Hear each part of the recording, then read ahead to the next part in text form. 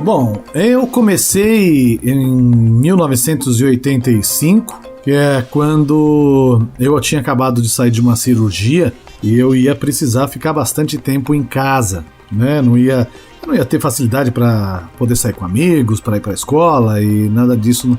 Naquela época eu tinha de 15 para 16 anos. Nessa época, os meus irmãos tinham acabado de encerrar uma empresa que eles tinham aberto para prestar serviço nas eleições, no serviço de mala direta, e eles estavam então com um computador lá, o computador estava parado, e eu resolvi começar a conhecer o computador, ver como é que ele funcionava e conhecer melhor.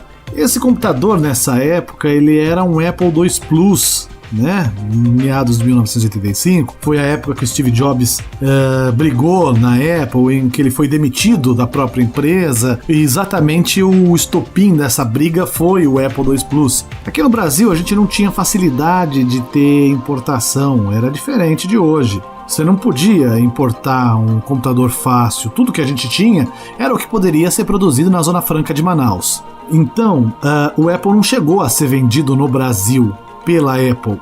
A marca CCE e a marca Microdigital clonaram, na verdade, o sistema operacional, clonaram a placa-mãe, eles clonaram a arquitetura da Apple e cada um fez a sua versão do Apple II Plus. Então vamos dizer assim que aí vem a parte hilária, né? Nessa época foi quando a gente começou a conhecer o que era software pirata. Então, mas só que ainda era uma brincadeira aqui no Brasil, porque você não vendia software no Brasil, era muito difícil, você não comprava um jogo no Brasil. Então a chance que você tinha era o pirata.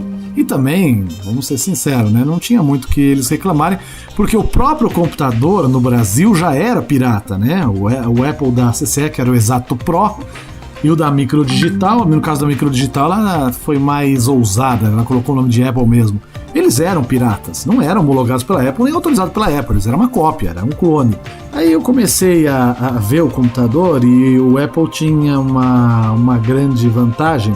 Aliás, essa foi a grande discussão, né, que teve na época do Steve Jobs com o Wozniak, que na verdade é o criador realmente da arquitetura e do hardware do Apple, né? Ele pôs linguagem de programação direta, como a gente chama linguagem monitor, quer dizer, você ligava o computador, ele já acionava e já aceitava a linguagem de programação. Você não precisava de software, como é o caso de hoje, você precisa de um sistema operacional, você precisa de um Windows e um programa de compilação para poder executar um programa que você faz.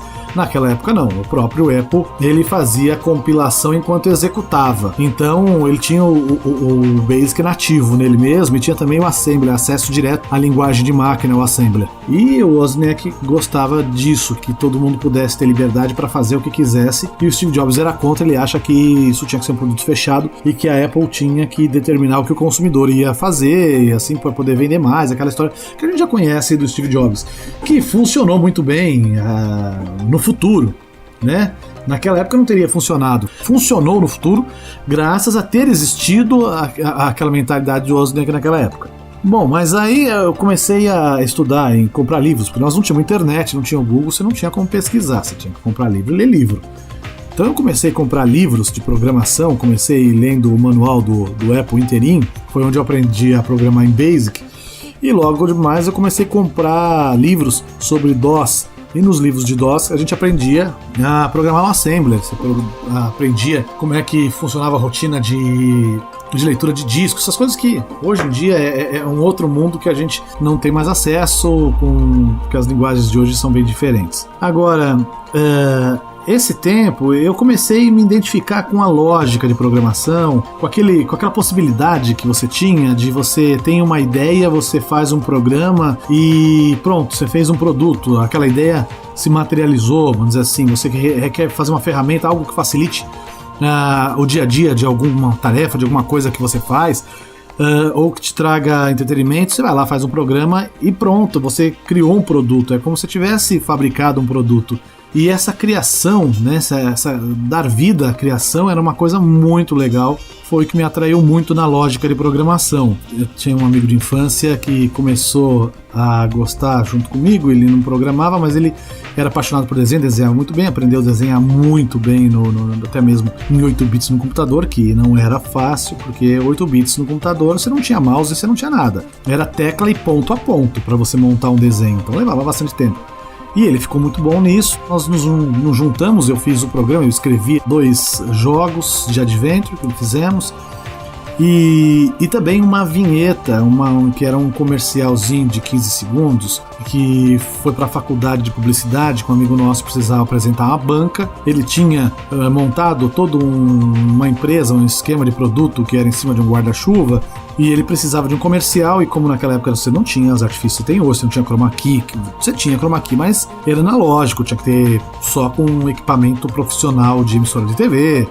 Você não tinha acesso a efeitos especiais, a computador, nada disso para você fazer inventar qualquer coisa, não. Se quisesse fazer um comercial, você teria que fazer do zero, com atores, com cenário, então ficava muito caro.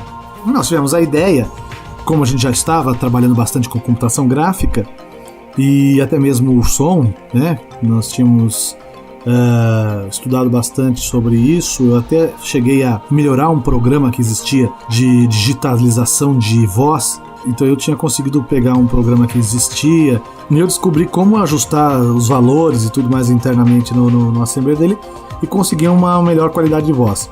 Daí nós resolvemos fazer então um desenho animado. Pegamos o programa Take One, na época era o melhor programa de animação que tinha, que até hoje o conceito dele é fantástico, e levamos um tempo para fazer o desenho. Esse meu amigo fez os desenhos do Batman, o Pinguim, e fizemos um desenho animado onde o Pinguim conseguia escapar do Batman exatamente porque ele estava com o guarda-chuva, que era o produto, e o guarda-chuva era resistente, então com isso ele conseguiu abrir o guarda-chuva na hora de pular de um prédio, entrar e fugir do Batman, enquanto o Batman, que não tinha o guarda-chuva, caiu. Foi assim o comercial sobre esse guarda-chuva. Então acho que foi aí que começou, foi aí que eu percebi que a computação gráfica, que o computador e a criatividade e os trabalhos de criação, publicidade, marketing tinham um futuro juntos muito grande.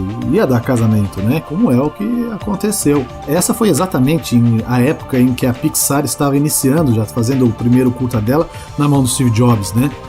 E Steve Jobs já tinha acabado de comprar a Pixar e eles estavam fazendo experiência, fizeram o curta-metragem, aquele lá do palhacinho, que tem as bicicletas.